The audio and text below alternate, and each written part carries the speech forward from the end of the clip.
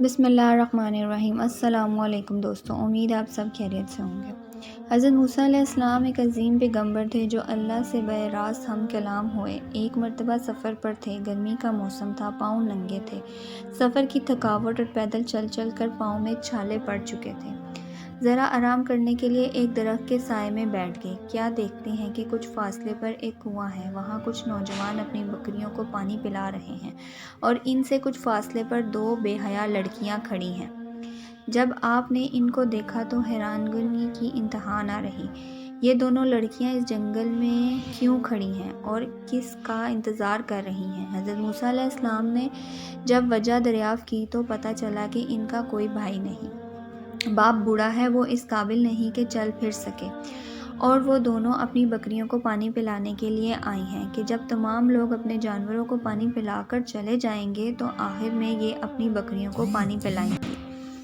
حضرت موسیٰ علیہ السلام نے ان کی بات سننے کے بعد آگے بڑھے اور خود پانی کنویں سے نکالا اور ان کی بکریوں کو پلایا دیا۔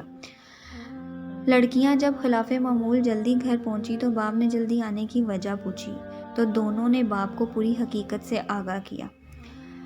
باپ چونکہ خود بھی پیغمبر تھا، فرمایا کہ جاؤ اس نوجوان کو بلا کر لاؤ تاکہ ہم اس کو پورا بتلا دیں۔ اب ایک لڑکی جب حضرت موسیٰ علیہ السلام کو بلانے آئی تو وہ کس طرح آئی، اس کا انداز کیا تھا؟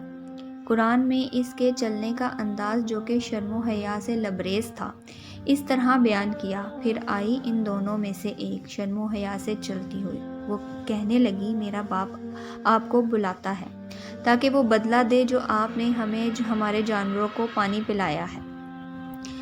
حضرت شعیب علیہ السلام کی بیٹی حضرت موسیٰ علیہ السلام کو بلانے آئی، شرم و حیا کا دامن نہیں چھوڑا، نگاہیں نیچے تھیں، بات میں بھی شرم کر کے زیادہ کھل کر نہیں کی۔ اللہ تعالیٰ کو اس کی حیا اس قدر پسند آئی کہ اس کی حیا کو قرآن بنا کر حضرت محمد صلی اللہ علیہ وسلم پر نازل کر دیا